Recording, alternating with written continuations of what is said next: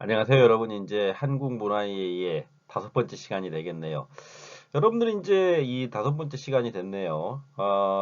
네 번째 시간까지 한국 문화 이해를 좀 들으시면서 한국 문화 전반에 대한 이해는 좀 하셨습니까?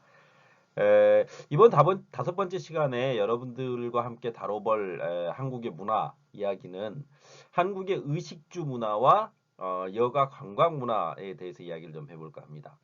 그러니까 한국인들의 어떤 그러니까 입고 식 먹고 주 기거하는 그 문화는 어떠한지 이런 부분들에 대해서 이야기를 좀 해볼 거고요.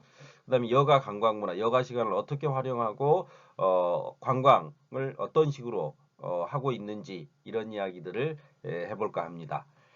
그래서 먼저 이야기해 볼 부분은 한국의 의식주 문화 중에서 이제 한국의 어떤 전통 의식주 생활 문화의 특성에 대해서 이야기를 해볼 겁니다. 그러니까 전통적인 한국 의식주 생활 문화의 특성은 무엇인지에 대해서 한 다섯 가지 정도 이야기를 해볼 겁니다.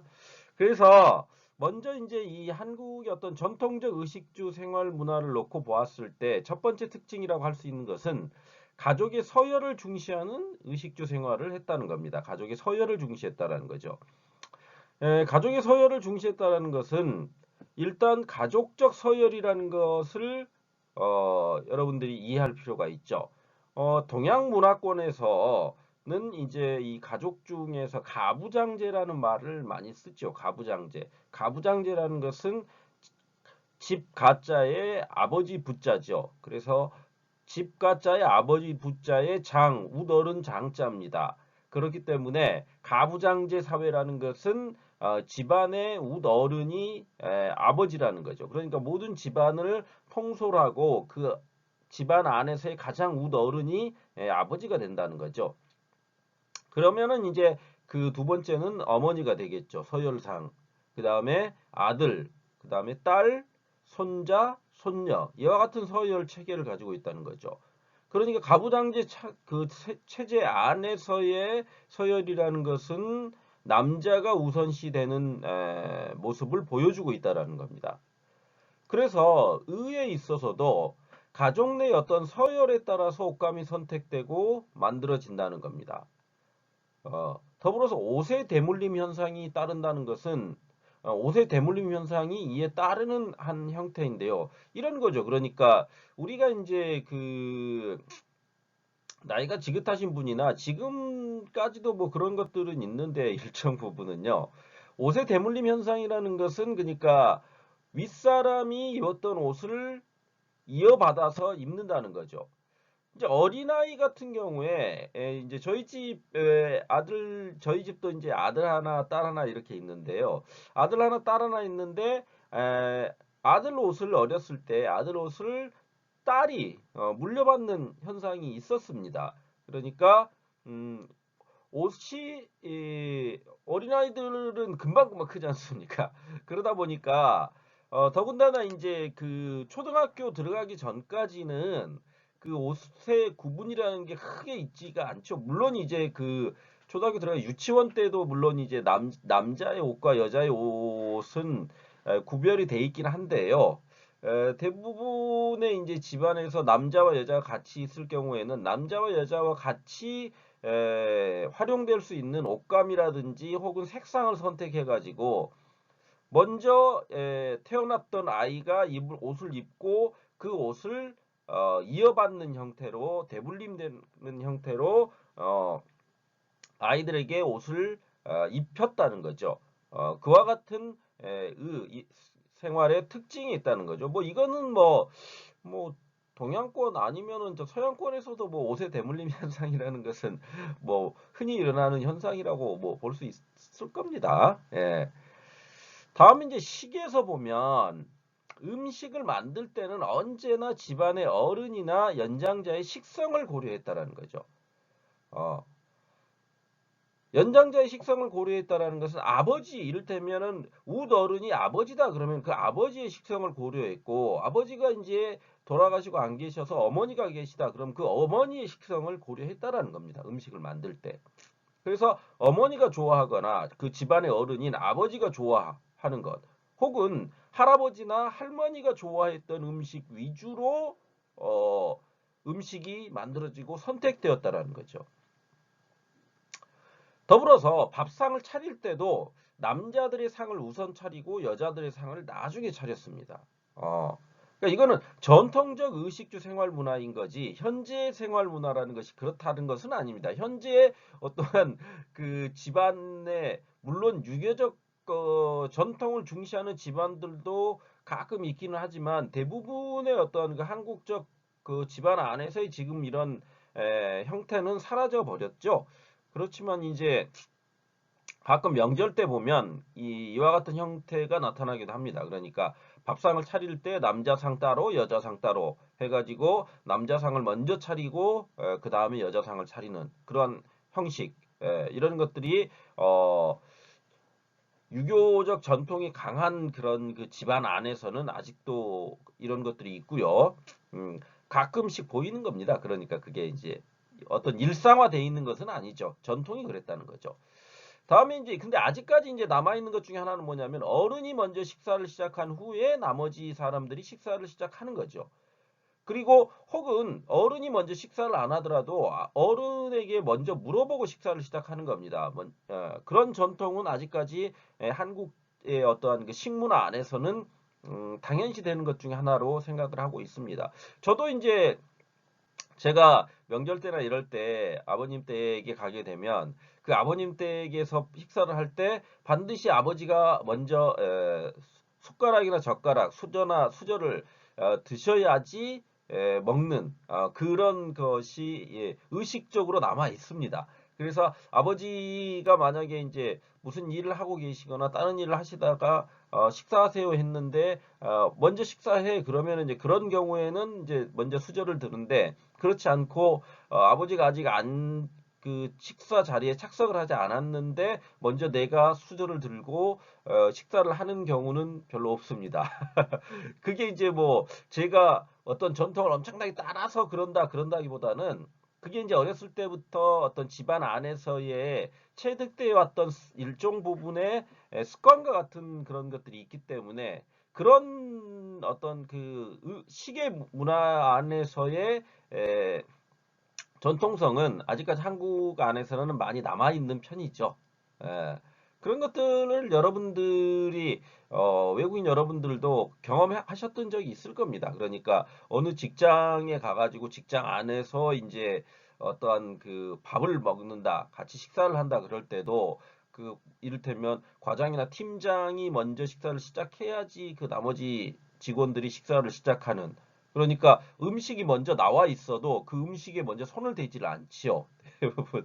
그래서 그 이를테면 직장 상사의 음식이 나온 후에 그 사람이 이제 식사를 같이 하자라는 그런 어떤 선언적 의미 어떤 말이 있은 후에 사람들이 식사를 하는 거지 식사 순서대로 이를테면 밥을 시켰는데 누구 식사가 먼저 나왔다 그래가지고 이를테면 직장 상사나 윗어른이 아무 말도 안 했는데 자기가 먼저 밥을 먹기 시작하는 그런 행위는 별로 없죠. 그게 이제 식문화죠, 일종의 한국식 식문화. 물론 이거는 이제 어떤 동양적 전통을 가지고 있는 국가들에서는 유교적, 그러니까 동양적이면서 유교를 수용했던 국가 안에서는 흔히 있는 식사의 어떤 예절이라고 할 수가 있는 거죠. 다음 이제 주에 있어서는 사랑채와 안채로 구분해서 사랑채는 남성들의 공간이었고 안채는 여성들의 공간이었습니다. 그래서 사랑채와 안채의 가장 윗어른의 순서에 따라서 방의 크기가 결정이 됐습니다. 그러니까 이제 이 사랑채와 안채라 그랬을 때 이 사랑채와 안채가 단순히 어떤 그 양반가 우리가 흔히 얘기하는 양반가에만 있었던 것은 아니고요. 일반 그 전통 가옥 안에 평민들이 살았던 민중들이 살았던 그러한 가옥 안에서도 사랑채와 안채는 이렇게 구분돼서 있었습니다. 그래서 사랑채와 안채가 안방이라 그러죠. 우리가 이제 안방은 그래서 아랑방, 사랑방 이렇게 얘기를 하는데요. 안방은 어머니가 기거하는 공간이었고 사랑방, 사랑채는 아버지가 기거하는 공간이었죠. 그래서 이 안방인 어머니가 기거하는 공간 안에 물론 이제 지금은 안방이라는 개념 자체가 안채 안방이라는 개념 자체가 어른들이 기거하는 공간으로 인식이 되고 있고 그 다음에 사랑채라는 것보다는 이제 이를테면 건너방이라든지 작은 방 이런 개념들 그러니까 방 크기가 우리가 이제 보통 아파트 현재 한국 생활 안에서 한국인들의 어떤 방들을 보면 방 크기가 약간씩 차이가 납니다. 약간씩 차이가 나고 한국 아파트 안에서도 보면 안방의 개념이라는 게 있습니다. 안방의 개념. 그 안방의 개념이라는 것은 가장 어른들이 기거하는 공간으로 설정되어 있죠. 그렇기 때문에 그 한국인 아파트를 지어진 아파트 안에서 봐도 안방 안에 드레스룸이 있고 혹은 화장실이 따로 설치되어 있는 그런 형태의 아파트들이 많습니다. 그 다음에 나머지 방들, 그러니까 총 방이 3개라 그랬을 때 안방이 가장 크고 그 안방 안에 화장실이 있는 경우 혹은 드레스룸이 들어가 있는 경우가 많이 있죠. 한국의 아파트 안에는. 그러면 그거는 이 가장 어른이 기거하는 공간이기 때문에 가장 방의 크기가 크면서 화장실까지 딸려 있는 그런 형태를 띠고 있다라는 거죠. 이렇듯이 한국의 어떤 가족적 서열을 중시하는 의식주 생활이 현재까지도 남아있는 형태라고 이해하시면 될 것 같습니다. 방의 크기라는 것들이. 그러니까 방의 크기에 따라서 기거하는 사람들이 누구인가를 결정지어주고 있다는 거죠. 다음은 이제 살펴보게 될 한국의 의식주 생활의 특성이라는 것은 전통적 의식주 생활의 특성이라는 것은 남녀를 구별하는 의식주 생활을 하고 있다는 겁니다. 남녀를 구별하는 의식주 생활. 그래서 의 같은 경우 사회적 지위, 다음 이제 경제력, 그다음에 남녀에 따라서 옷의 가짓수라든지 옷감, 형태 등에서 차이가 일어났다는 거죠. 그래서 옷이라는 것은 어떤 권력이라든지 혹은 또 혹은 성의 정체성 등을 드러내는 강력한 상징적 지표가 됐다라는 거죠.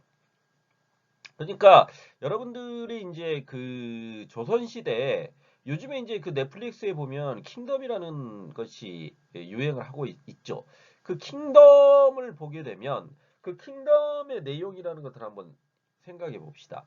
거기 안에서 사람들이 그 입는 옷을 한번 보시면 사회적 지위에 따라서 옷이 결정되죠.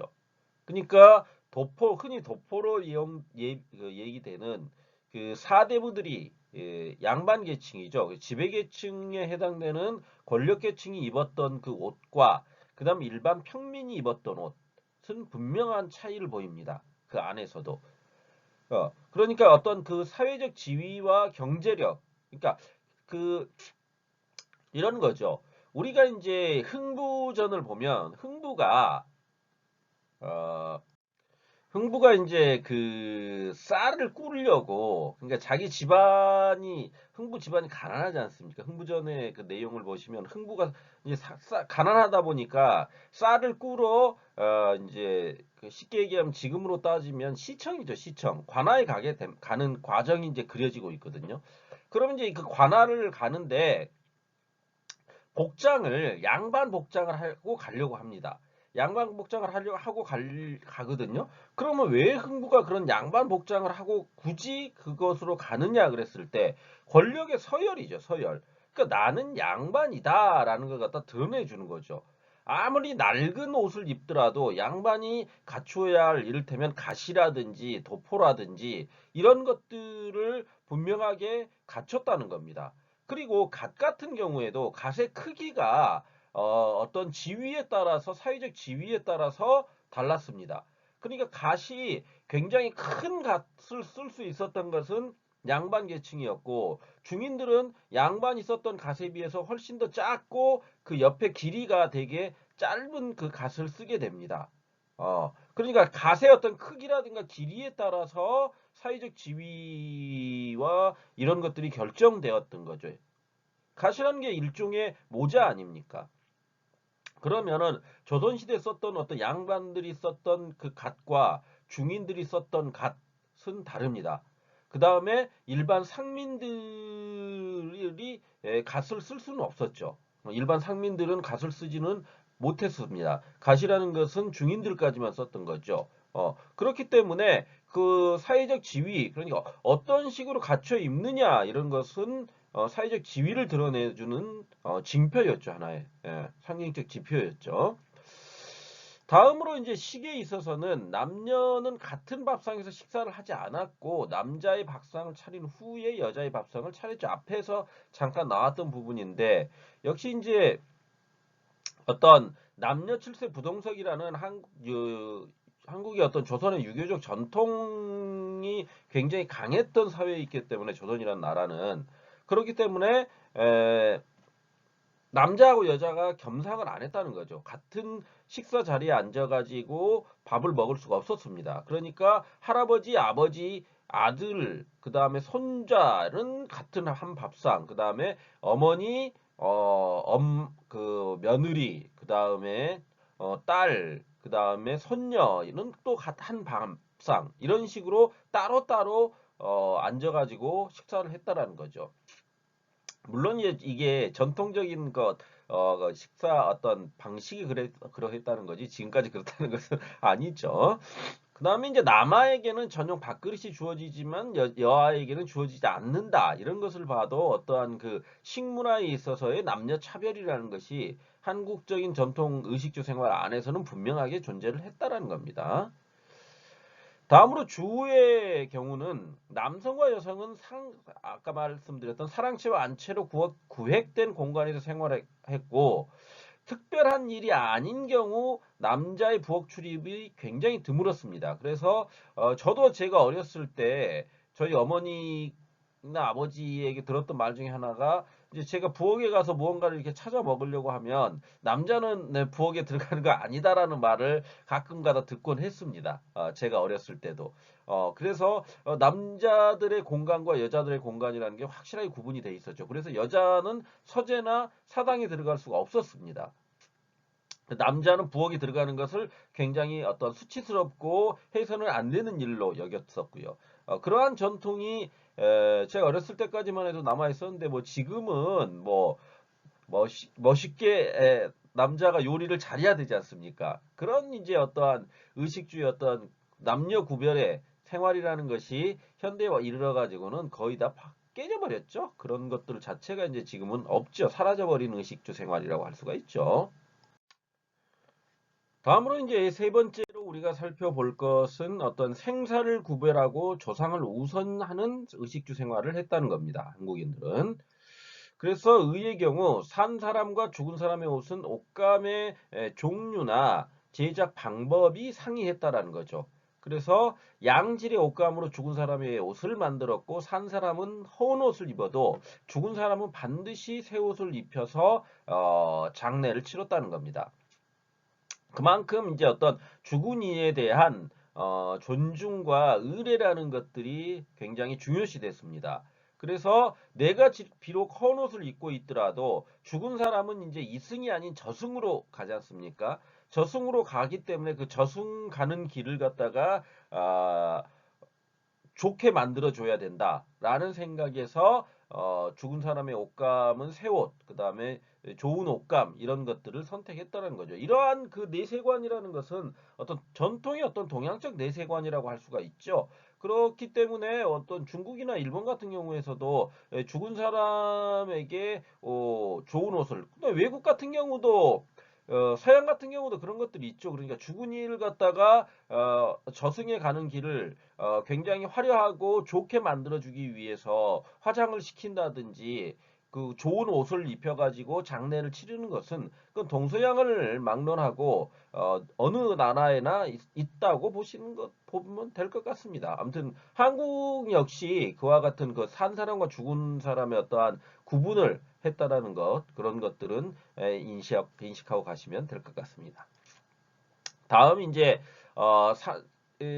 식에 있어서도 산 사람과 죽은 사람을 위한 음식이 구분되었는데요. 그래서 제례를 올릴 때 제례 음식은 새롭게 준비한 음식으로 제례가 끝날 때까지 함부로 먹을 수가 없었습니다. 그것은 지금까지도 이제 한국인들의 어떤 전통적인 제례를 치르는 그런 그 가정에서는 남아있는 전통입니다. 그러니까 제가 지금도 이제 할아버지 할머니의 어떤 제사를 지내는 일이 있습니다. 그러면은 이제 본댁을 방문하죠. 여기서 본댁이라는 것은 아버지 어머니가 계시는 그 댁을 그 곳을 기거하는 곳을 이제 본댁이라고 보통 이야기를 합니다. 저는 이제 제가 독립해서 나왔죠. 제가 독립해서 나와가지고 제 가정을 이렇게 꾸미고 있지 않습니까? 그러면 이제 제사 같은 것은 본댁에 가가지고 치르게 되거든요. 그러면 이제 제사를 지낸다 그랬을 때 제례를 지내는 거죠. 제례. 지금 제사라는 것은 죽은이를 추모하는 행위죠. 죽은이를 추모하는 어떤 동양적인 어떤 전통이죠. 동양적 전통 안에서 특히 이제 한국 안에서의 제례라는 것은 굉장히 어떤 특별한 것이고 또한 신성시 되는 것 중에 하나입니다. 물론 이제 지금 현대에 이르러 가지고 있던 제례 문화라는 게 어떻게 어떤 면에서 본다면 굉장히 그러니까 여성을 혹사시키는 좋지 않은 것이라고 인식되어 가지고 그러한 제례 행위 자체를 타부시하는 집안들도 있고요. 종교적인 어떤 이해관계에 따라서 이 제례 행위 자체를 아예 하지 않는 집안도 많이 생겨났습니다. 그렇지만 그러함에도 불구하고 아직까지 이제 그 제례 행위를 하는 집안에서 가서 보면 그 제례 행위를 할 때, 그러니까 제사 음식을 만들 때 절대 먼저 그 준비한 음식을 먹거나 하진 않습니다. 먼저 조상들께 그 제례를 드리는 조상들께 드시게끔 한 후에 그 제사라는 그 의례가 다 끝난 후에 음식을 먹지요. 그와 같은 전통은 어, 상당 부분 많이 아직까지도 남아 있습니다. 다음으로 이제 주에 있어서 조상을 우선시해서 사당이나 벽감, 그러니까 이제 벽에 오목하게 패인 부분들이 있습니다. 그래서 이제 사당이나 벽감에 별도로 조상들을 모셔 놓지요. 이건 어떤 동양적인 유교를 가지고 있는 국가들에게서는 흔히 드러나는 그 어떤 주가 공간 안에서의 행태죠.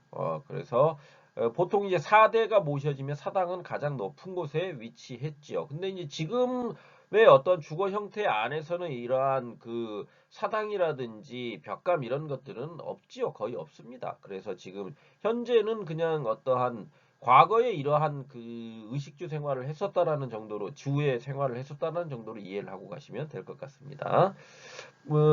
서당이라는 것이 남아 있는 곳은 이제 이를테면은 어떤 그 집안의 어떤 제례를 지낼 때, 뭐 이를테면 안동 김씨다, 뭐 풍양 조씨다, 제가 잠깐 앞서 말씀드렸죠. 안동 김씨다, 풍양 조씨다 그랬을 때 어떤 그 집안 안에서의 큰 행사로서 제례를 지낼 때 사당에서 그러한 행위들을 하는 그런 것들은 아직까지 남아 있는 기도 합니다.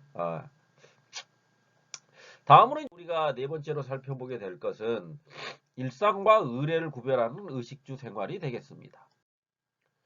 그래서 의례 같은 경우 평상복과 예복이 구별이 됐다는 거죠. 그래서 남자는 도포를, 여자는 원삼을 예복으로 집안 중대사가 있는 날 특별하게 착용을 했다는 겁니다. 그래서 도포나 원삼이 없을 경우에는 남자는 두루마기를 입었고 여자는 치마 저고리를 입었고 상례, 그러니까 죽은이를 상을 치를 때는 남자는 상복, 여자는 소복을 입었습니다. 소복을 입었다. 그래서 우리가 이제 뭐 옛날 영화가 옛날을 소재로 한 그런 드라마나 영화 같은 데를 보면 소복 이런 얘기들이 나오거든요. 그런 이 소복이라는 어휘는 여성의 어떠한 그 상례에 입었던 옷을 의미하는 것이기도 하면서 소복을 입은 여자라는 그 어휘라는 것은 상을 당한 여자를 상징적으로 드러내는 그런 어휘로서 한국인들이 많이 문학적 소재라든지 혹은 드라마의 소재로 많이 활용했던 그런 측면이 있습니다.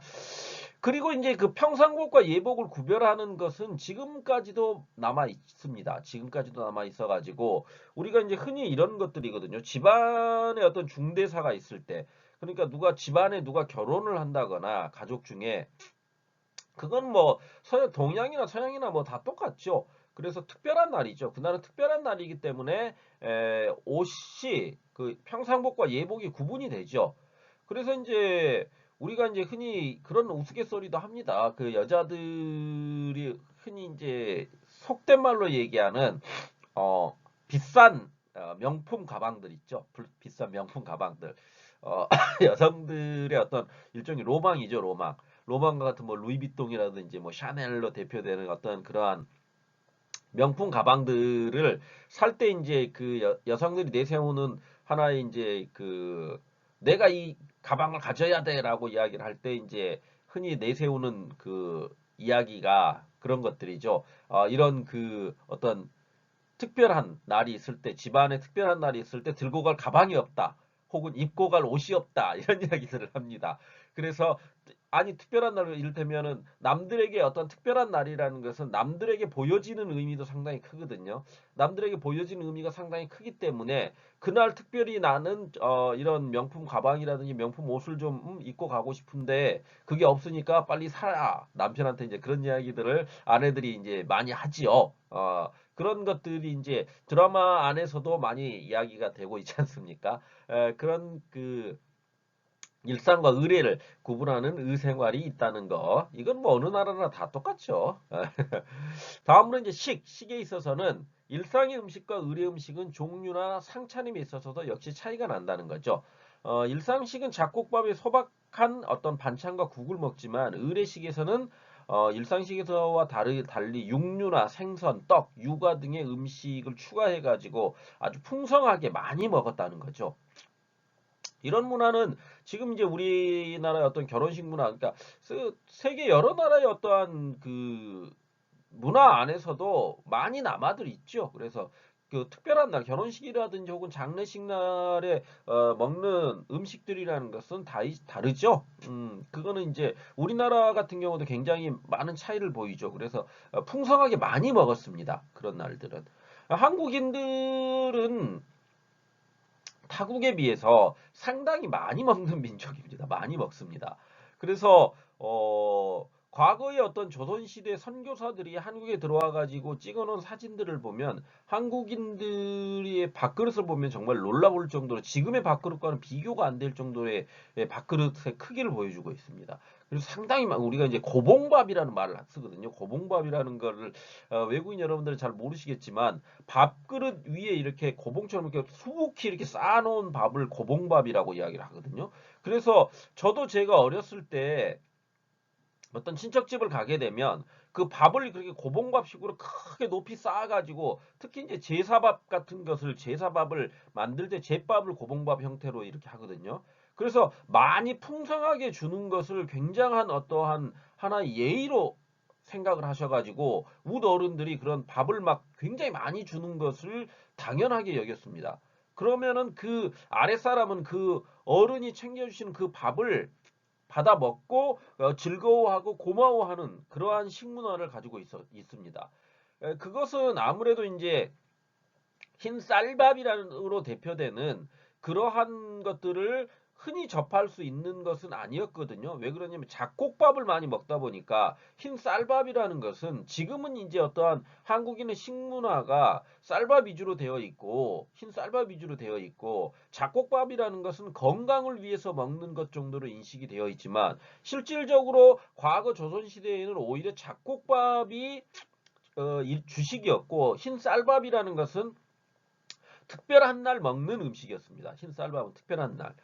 왜 그러냐면 아무래도 쌀의 생산이라는 것이 한정된 공간 안에서 지금과 같은 어떤 그 농업 기술의 발달로 인해 가지고 많이 생산됐던 게 아니라 그 흰 쌀밥만을 먹는다는 것 자체는 소위 얘기하는 특별한 지위를 가지고 있거나 많은 재산을 가지고 있는 부유한 사람들이 매일 먹었던 어떤 상징적 의미로서 흰 쌀밥이 이야기되었다는 거죠. 그렇기 때문에 그 흰쌀밥을 먹는 행위 자체가 특별한 날, 이를테면 명절날, 추석이나 설날과 같은 명절날 먹게 되는 것이었고, 제사, 제례를 지낼 때도 잡곡밥으로 절대 하지 않습니다. 흰쌀밥으로 하거든요, 주로. 그것은 왜 그러냐면은 아무래도 흰쌀밥으로 상징되는 부유함과 부의 상징으로서 그렇게 인식이 됐다라는 거죠. 그렇게 되다 보니까 한국인들이 지금은 아주 쌀밥을 주식으로 해가지고 많이 먹고 건강을 생각해서 잡곡밥을 먹는 그런 형태로 바뀌기는 했지만, 과거의 어떠한 그러한 시계 문화를 생각한다면 그 웃 어른들이 이제 여러분들이 혹시 뭐 어디에 가가지고 밥을 막 이렇게 막 많이 퍼주고 막 이러는 것은 웃 어른들이 그 상대에 대한 존중의 의미라든지 그 사람들의 어떤 정이라든지 사랑을 더 주는 행위로서 그와 같은 것들을 했다라는 그런 정도로 이해하고 가시면 될 것 같습니다. 다음으로 이제 주에 있어서 사당을 제외하고는 일상 공간과 의례 공간이 뚜렷이 구분되지는 않았습니다. 그래서 지금은 이제 그러니까 오히려 뚜렷이 구분이 되어 버렸죠. 그러니까 의례 공간이라는 게 지금 이를테면 결혼식이라는 것을 한다 그랬을 때 과거에는 여기 나와 있듯이 대례 큰 결혼이거든요. 대례를 이제 결혼이라고 하거든요. 그럼 대례는 신부집 마당에서 했습니다. 신부집 마당에서 했는데 지금은 이제 결혼식장이 있죠. 그래서 결혼식장에서 하죠. 혹은 종교적인 어떤 특별한 경우가 있다면은 뭐 교회에서 하거나 성당에서 하는 경우도 있지만은 대부분의 결혼은 지금은 이제 결혼식장이라는 어떤 그런 식을 올리는 그 장소가 지정되어 있었지만은 과거의 어떠한 그 일상과 의례 공간이라는 것은 뚜렷이 구분이 안 됐다는 겁니다. 그 다음에 상례는 남자는 사랑채, 여자는 안채에서 차려졌다는 거죠. 그러면은 상례라는 것은 그러니까 어떠한 그 사람이 죽었다 그랬을 때 남자가 죽었다 그러면 사랑채에다가 어떠한 그 죽은 이를 모셔두고 거기에서 어떠한 제례를 상례를 상이라는 의례를 의식을 행했다는 거죠. 그 다음에 여자가 죽었을 때는 안채에 그러한 상례를 차렸다는 겁니다. 그래서 주거 공간 안에서 따로 이렇게 구분을 계획을 하지 않고 의례가 발생했을 때 거기 안에서의 공간의 어떤 재확정을 통해 가지고 이런 행위들을 행했다. 이게 이제 과거의 어떠한 그 일상과 의례를 구별하는 데 있어서의 주의 특징이다. 이렇게 이해를 하고 가시면 될 것 같습니다. 다음 이제 마지막으로 우리가 이제 살펴보게 될 것은 체면과 예의를 중시하는 의식주 생활을 했었다는 겁니다. 한국인들의 어떤 전통에 놓고 봤을 때. 그래서 옷차림이라는 것은 예의의 기본이면서 동시에 인격이라고 인격을 그러니까 나타내는 것이라고 생각을 했습니다. 그래서 의례를 치르거나 손님을 맞이하거나 외출을 할 때 의복 차림은 굉장히 엄격했습니다. 한여름에도 웃 어른이 아랫사람을 대할 때도 절대 맨발을 보이질 않았습니다. 어, 그것이 이제 지금은 거의 지켜지지 않고 있지만은 가끔가다 이제 저도 어렸을 때 어떠한 그러니까 누구 집을 방문한다 그랬을 때 맨발로 가는 것은 굉장히 예의에 어긋나는 행위라고 들었거든요. 그리고 저도 그렇게 했었고요. 지금도 그런 생각이 있습니다. 저도. 그러니까 어떤 중요한 누군가의 집을 방문해야 한다 그럴 때 맨발로 가지 않습니다. 절대. 맨발로 가지 않고 항상 그 양말을 신고 가는 것이 당연한 예의다. 그래서 그게 왜 그러냐면 이제 옷차림 자체가 이런 거죠. 우리가 이제 한국인들이 그 옷차림에 대단히 많은 그런 그 생각들을 가지고 있습니다. 체면이라든지 이런 것들을. 그러니까 과거에 이제 그런 일이 있었죠. 그러니까 2002 월드컵 때도 그 2002 월드컵 때 이명박 전 대통령이죠. 지금 이제 저기 어디 가 계시는 그분의 그분이 이제 히딩크 감독을 만난다 그럴 때 시장 시절입니다. 서울 시장이었을 때 겁니다. 그럴 때 그의 아들이 그러니까 히딩크라는 그 감독을 만나는 어떤 공식적인 자리에 정말 그 평상복 차림을 하고 나타난 적이 있습니다. 그걸 가지고 사람들이 되게 뭐라고 했던 적이 있죠. 아니 어떻게 저런 복장에 슬리퍼를 아마 그때 신고 왔던가 그랬을 겁니다. 슬리퍼를 신고 저렇게 나타날 수가 있느냐. 저건 예의가 없는 행위다. 이런 이야기를 막 하고 그랬었거든요. 그런 설왕설래들이 있었습니다. 여기서 설왕설래라는 것은 그런 말들이 오고 갔다라는 겁니다. 오고 갔다. 그런 말들이 오고 갔었습니다. 그만큼 한국인들의 어떤 그 정사 안에서는 그 예의라 그러죠. 예를 지켜야 한다는 것. 그러니까 그 옷에 있어서의 옷차림에 있어서의 예의를 굉장히 중시합니다. 음. 그러니까 회사를 갈 때도 꼭 양복 차림을 하지 않습니까? 회사를 갈 때 이를테면 청바지 차림으로 가도 된다. 그러니까 지금 이런 거죠.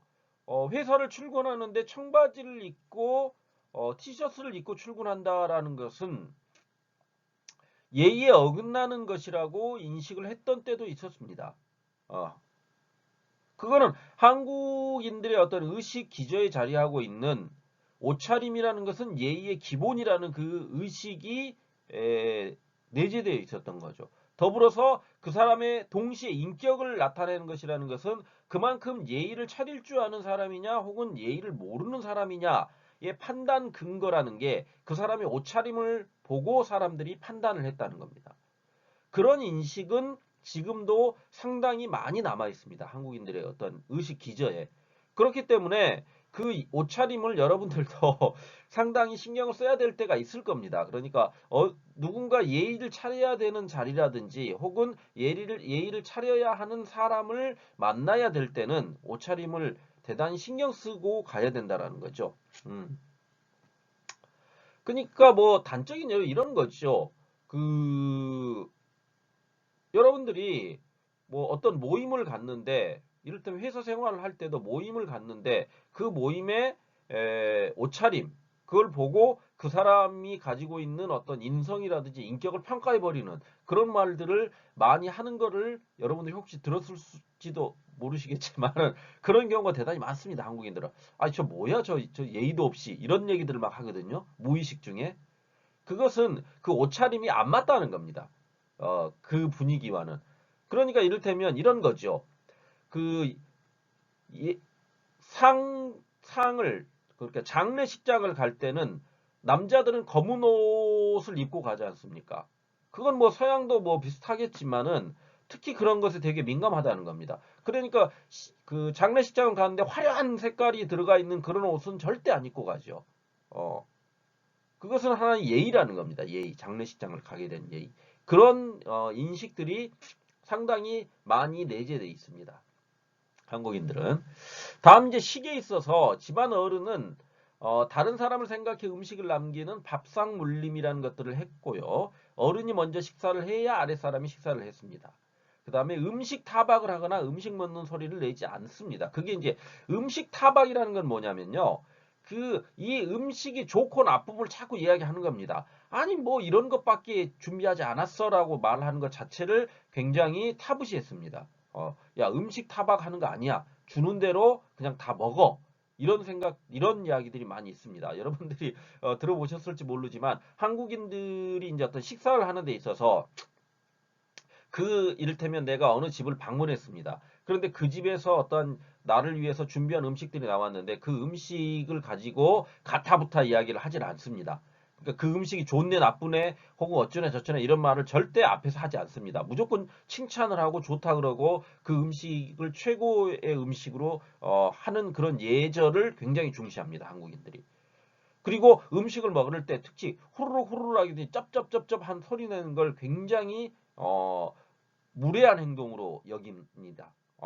물론 지금은 이제 거의 그게 사라져 버렸는데 그러함에도 불구하고 가끔 보면 이제 여러분들이 음식 소리 내는 것 자체를 굉장히 싫어하는 한국인을 만나실 수도 있습니다. 그것은 한국의 어떠한 그 식문화 안에서의 전통적인 생각들 때문에 그렇다는 것을 인식하시면 됩니다. 그러니까 한국인의 어떤 전통적 식문화 안에서는 음식을 소리 내서 먹지 않고 그러니까 소리를 내서 먹지 않는 것이 예절이라는 그런 생각들이 남아 있다라는 거죠.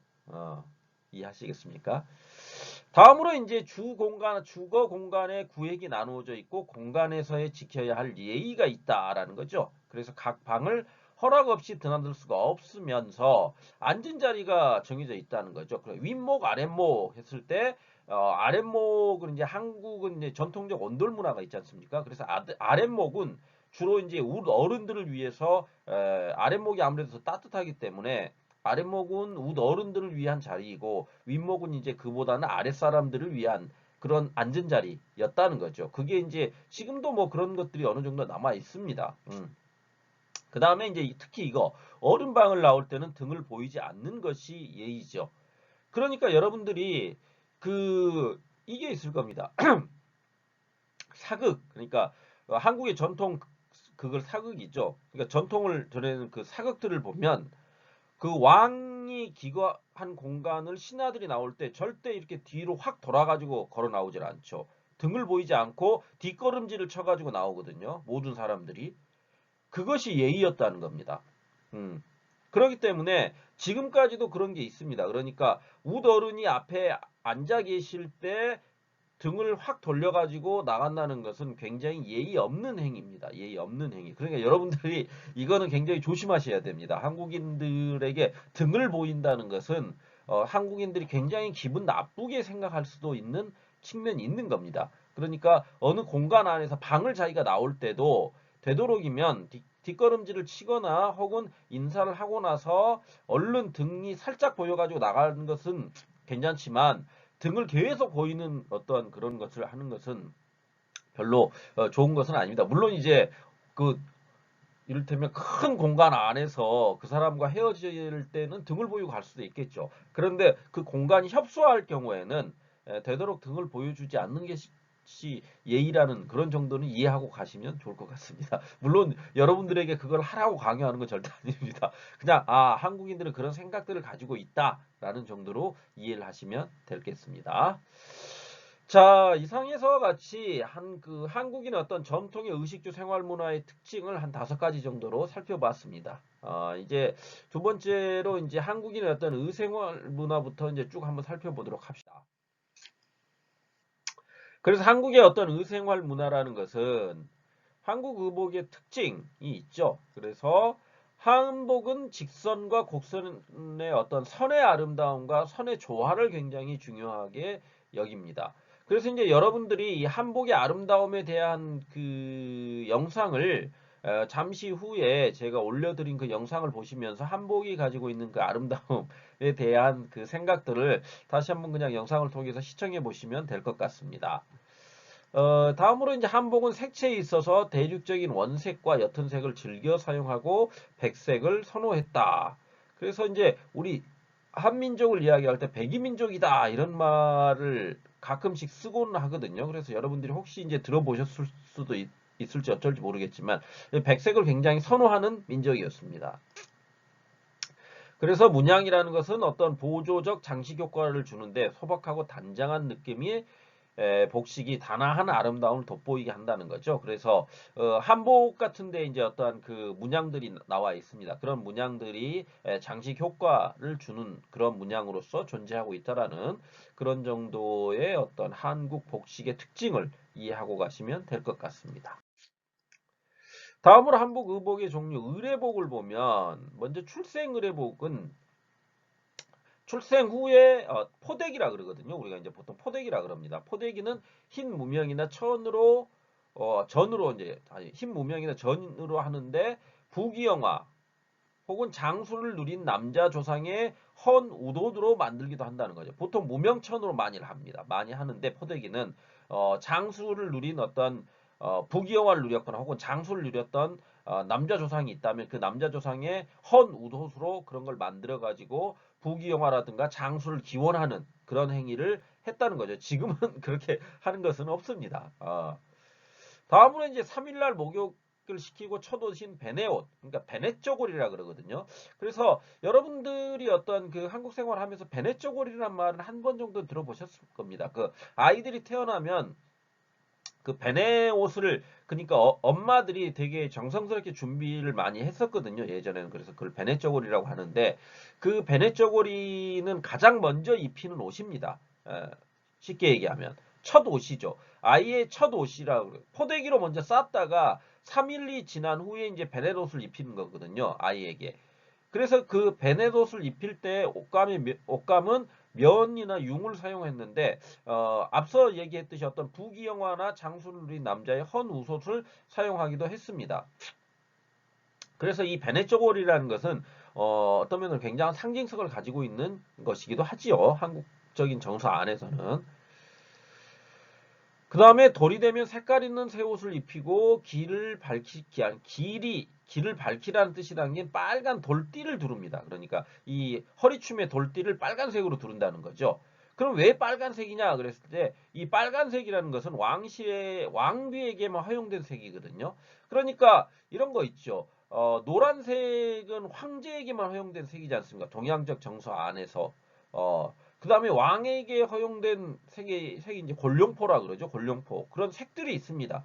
그래서 왕비에게는 홍색을 주어지게 되는데 그 홍색이라는 것은 왕비에게만 허용된 색이기 때문에 일반인들은 결혼이나 회갑, 수의 이외에는 사용할 수가 없습니다. 그리고 이제 여기 말했듯이 돌띠, 그러니까 길을 밝히라는 의미로 빨간색 돌띠를 두를 때 그럴 때 정도밖에 사용을 안 하게 된다는 거죠. 그러니까 돌잔치에 가게 되면 아이들이 입는 옷을 보면 가운데 이렇게 띠가 둘러져 있는데 그게 빨간색이라는 거죠. 그거는 어떠한 어, 길을 밝혀라. 그러니까 좋은 의미로 그런 것들을 출생 의례복으로서 입는다는 거죠. 다음으로 이제 혼례복은 신랑은 관원들의 차림새로 사모를 쓰고 관복을 입고 목화를 신었다는 거죠. 그래서 지금까지도 여러분들이 그 한국의 전통 결혼식을 보면 그 신랑의 복장을 여러분들 사진이나 이런 것을 통해서 보셨을 겁니다. 그런 형태로 하고요. 결혼식을 하더라도 결혼식을 양식, 그러니까 양복이라든지 웨딩드레스를 입고 한 후에 그 다음에 다시 환복을 하죠. 옷을 갈아입고 옛날 그러니까 이런 혼례복을 가지고 다시 한번 그 식을 치릅니다. 그런 행위를 하는데요. 그 행위를 하는 그 신랑의 관복, 혼례복은 정해져 있죠. 그거를 여러분들이 보셨으면 아실 겁니다. 그래서 이건 그러니까 관원들의 차림새였던 거 옛날 그 정도로 이해하고 하시면 될 겁니다. 그 다음에 신부 같은 경우는 제일 안에 속적삼을 입고 분홍 저고리, 그 다음에 노랑 저고리, 연두삼에 장 저고리를 차례로 이렇게 겹쳐 입는 그런 그거죠. 굉장히 아름답지 않습니까? 굉장히 아름다운 그 옷 차림을 하고 있죠. 신부 차림을. 그 다음에 이제 수의를 보시면 수의라는 것은 죽은 사람들에게 입히는 옷입니다. 그래서 양반집은 비단, 민간에서는 명주, 그 명주가 없는 경우에는 삼배로 옷을 입혔다는 거죠. 그래서 나일론이라든지 무명, 모시는 시신에게 좋지 않거나 자손에게 좋지 않다고 해서 절대 입히지 않습니다. 한국에서는. 그래서 대부분 이제 지금 이제 명주나 삼배로 많이 하죠. 그 다음에 상복이라는 것은 이제 그 앞서 이제 그 수의를 입히는 죽음의 어떠한 상을 당했을 때 입는 옷을 상복이라고 얘기합니다. 그랬을 때 상복이라는 것은 죽은 이를 위해서 후손이 입는 의복인데요. 이러한 상복은 망인과 생자, 살아있는 사람들의 관계에 따라서 죽은 이와 살아있는 자의 관계에 따라서 삼배 옷의 어떤 품질, 옷갖춤, 입는 기간들이 달라졌다는 거죠. 그래서 부모상을 당했을 때는 3년, 그 다음에 조부모상의 경우에는 1년 동안 상복을 입었습니다. 물론 이제 지금은 그런 게 없죠. 그래서 보통 이제 3일장을 많이 치르죠, 지금은. 그러니까 한국인들이 3일장을 치르는 동안 그 상복을 입고 있습니다. 그래서 그 상복도 지금은 이제 거의 양복을 입고 상을 치르는 경우가 많이 있죠. 그렇지만 그 남자들은 검정색 양복을 입더라도 여성의 경우는 대부분 치마 저고리를 입고 상을 치르거든요. 그러니까 남자는 입는 옷이 그 변했는데 삼배 옷을 입는 그 경우는 거의 없죠. 그러니까 여러분들이 그 삼배 옷은 그 상복을 입는 삼배 옷은 그 노란색으로 돼가지고 여러분들 한 번 정도는 보셨을 겁니다. 그 상복을 한번 쳐보셔도 돼요. 거기 보시면 그 삼배 옷을 입고 하는데 여자들은 하얀색이나 까만색 치마 저고리를 입거든요. 그것은 변하지가 않았습니다. 여성들은 그게 아직도 이제 어떠한 장례식장 가면 그렇게 입고 있는데 남성들은 대부분 이제 그 상복을 입는데 상복을 입을 때도 간단하게 뭐냐면 모자라든지 혹은 이 바지 위에 그 삼배를 이렇게 검은색 양복 위에 간단하게 이렇게 하거나 여기 상주라는 것을 드러내는 그런 그 견식을 차거든요. 판례. 그런 것들은 남아 있는 거죠. 그런 것들이 어떤 과거의 전통적인 어떤 상복의 그런 예의를 갖추는 것으로 남아 있어서 아직까지도 그런 것은 장례식장 가보시면 남아 있습니다. 평상복은 봄에는 봄, 가을에는 누비옷, 여름에는 모시나 삼배옷, 겨울에는 명주나 무명옷을 주로 입었죠. 그래서 남자는 바지 저고리를 기본으로 입고 나들이 때는 두루마기나 도포를 입었다는 거죠. 음.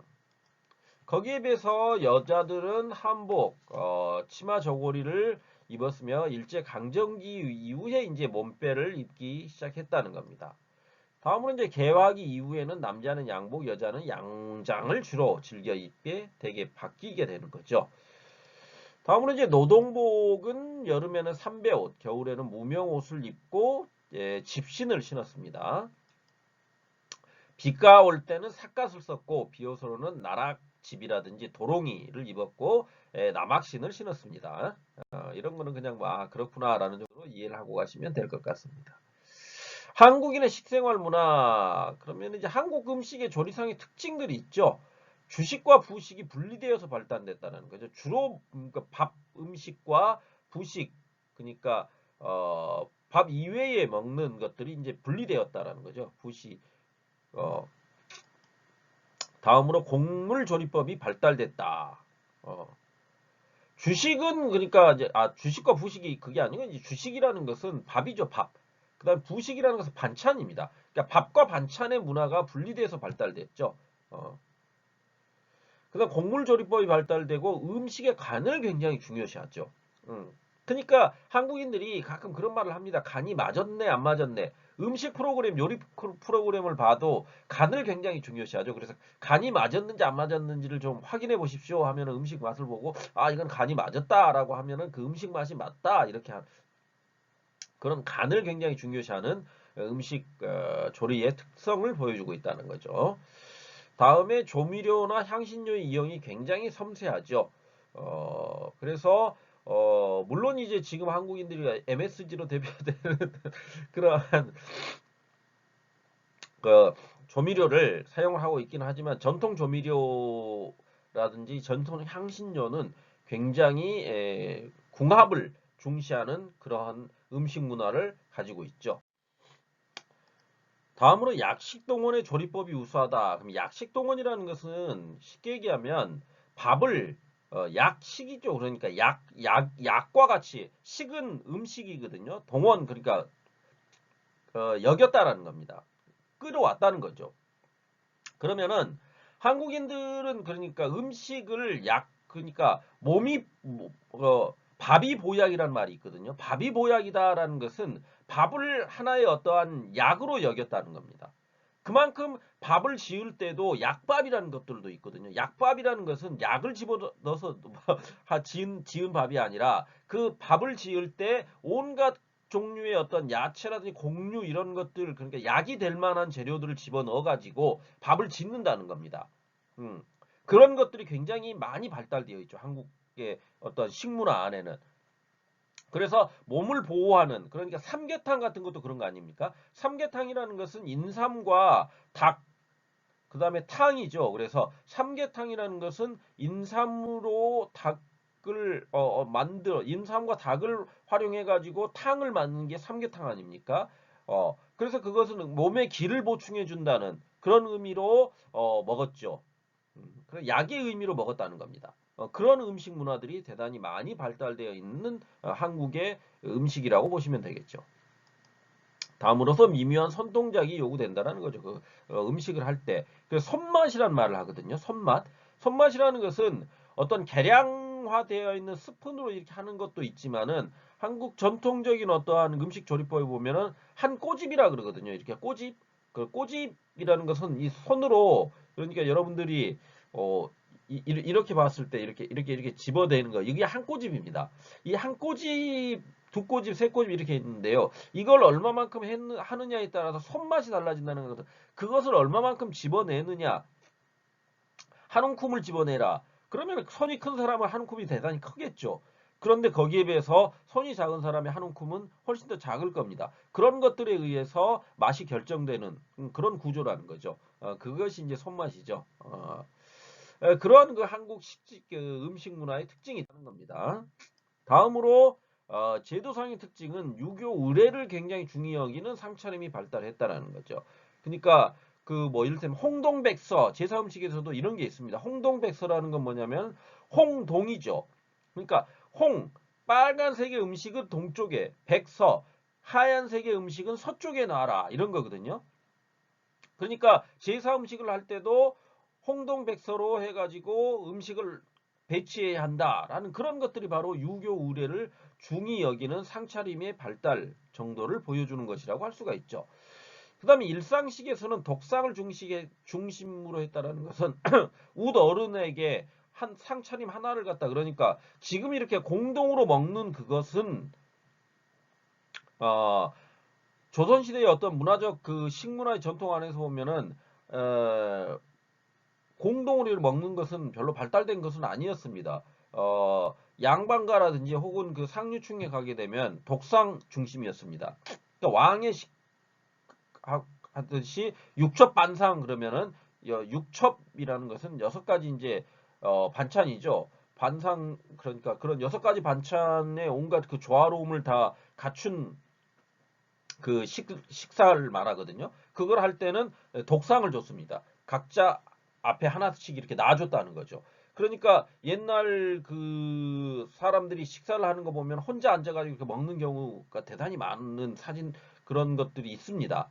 그게 이제 한국의 어떠한 그 상류층 문화 안에서의 일상식이라는 거. 그 다음에 그러다 보니까 민중들 역시 그런 것들이 전통으로 자리 잡았는데 지금은 이제 그게 사라져 버렸죠. 그런 것들이 많이 사라져 버렸습니다. 그 다음에 조반과 석반을 굉장히 중요히 여기죠. 그래서 아침밥을 든든히 먹어야 한다라는 말이 한국말 중에 있습니다. 아침밥을 든든히 먹어야지만 이 일을 잘할 수 있다. 그 다음에 이 일을 하고 왔기 때문에 저녁밥 역시 맛있게 먹어야 한다라는 생각들이 한국인들은 굉장히 강합니다. 거기에 비해서 상대적으로 점심은 그냥 대충 먹어도 된다는 생각들을 많이 가지고 있죠. 그런 게 이제 한국의 어떤 식문화 안에서의 특징입니다.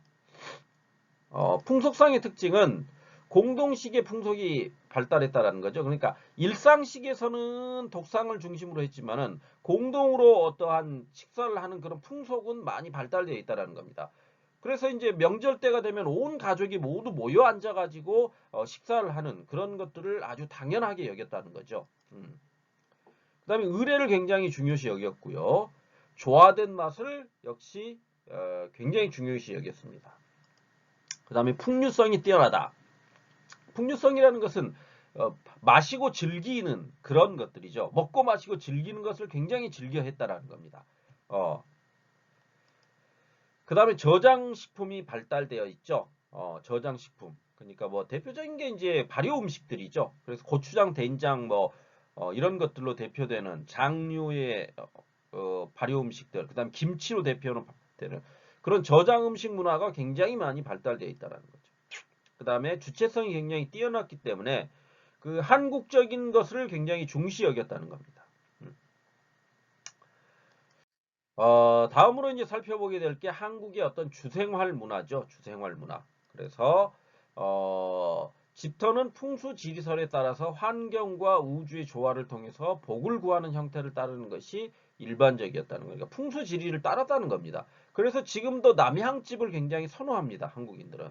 그래서 아파트를 지을 때도 남쪽으로 방향을 향하게 짓는 아파트들이 굉장히 많죠. 그것은 한국의 어떤 집토의 어떤 풍수 지리설을 따르는 그런 행태라고 보시면 이해하시면 될 것 같습니다. 더불어서 집터는 자연 환경에 맞추어서 자연 친화적인 자리를 잡았다는 거죠. 그래서 마을은 들판에 가까운 산골, 뒷산은 깊고 앞산은 빼어나야 하고 마을 주위로는 개울이 감싸 돌고 토지는 사토로서 굵고 촘촘하면서 우물이 좋아야 한다. 이게 이제 어떠한 그 마을을 구성하는 기본적인 자연 환경이었습니다. 그래서 이 여러분 제가 말씀드리는 그 이 형식에 따라서 시골 마을을 가보시면 꼭 그런 형태로 우리가 이제 배산임수라 그러거든요.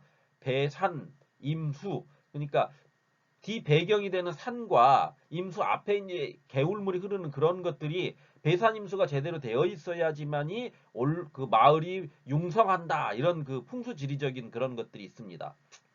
그런 것들을 한번 고려해서 한번 보시는 것도 흥미로우실 겁니다.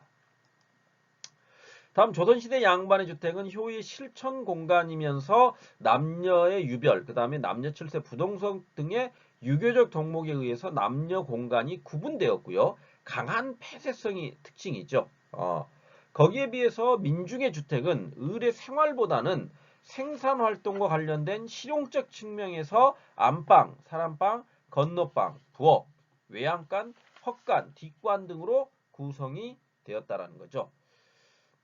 이 마지막으로 이제 온돌 문화라는 것은 구두리려고 하는 온돌을 덮게 하여서 보온한다는 의미로서 한국의 어떠한 한민족만의 어떤 독특한 문화 형태죠. 그래서 인체 구조라든지 생산 도구 혹은 음식 생활, 예의범절, 원시 생활, 민간 예술, 그다음에 민속놀이 등 문화 활동에 영향을 주게 됩니다. 이 온돌 문화 자체가. 그래서 지금 이 온돌 문화는 그러니까 지금까지도 아파트에 이 온돌 문화가 남아있지 않습니까? 그러니까 방이 따뜻하지요. 그 방 아래 바닥이 굉장히 따뜻한 그런 그 보일러를 다 한국인들은 하지 않습니까? 그거는 그 한국의 어떤 전통적 온돌 문화에서 유래된 것이라고 봐도 될 것 같습니다. 이번 시간도 제가 간단하게 하겠다라고 생각을 했었는데 어떻게 하다 보니까 말이 굉장히 또 많아졌습니다. 아, 매번 이러네요. 아유, 다음번에는 좀 더, 예, 할 말을 좀 줄여보겠습니다, 여러분. 아무튼, 이 한국의 어떤 의식주 문화에 대한 이야기를 이 정도로 마칠까 합니다. 끝에 부분은 좀 제가 너무 막 급해가지고, 마음이 급해가지고, 좀 빨리빨리, 갔는데요. 궁금하신 점 있으시면, 질문하셔도 됩니다. 토론방에, 거기 후기를 남기시면서 궁금하신 점들을 질문하시면 제가 거기에 답변을 해드리겠습니다. 자, 이상으로 한국의 의식주 문화를 마치도록 하겠습니다. 감사합니다.